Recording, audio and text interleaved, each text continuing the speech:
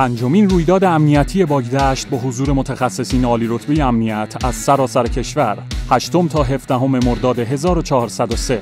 رویداد امسال 3 بخش اصلی داره: ارائه نسخه دوم سرویس نوآورانه باگدشت سونار دستیار بلوتیم، برگزاری کارگاه‌های آموزشی تخصصی ویژه سازمان‌ها و کارشناسان امنیت سایبری و مسابقه 1 هفته‌ای CTB با حضور متخصصین VIP باگدشت به همراه 200 میلیون تومان جایزه نقدی.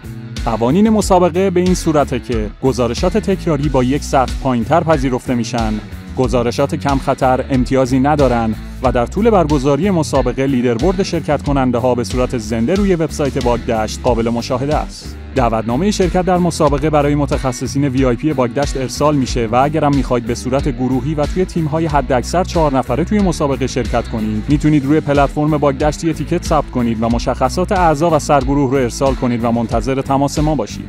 مراسم اختتامیه رویداد روز 17 مرداده و بعد از ارائه محققین فعال در حوزه امنیت، جوایز مسابقه به نفرات و تیم‌های برتر اهدا میشه. منتظر حضورتون هستیم.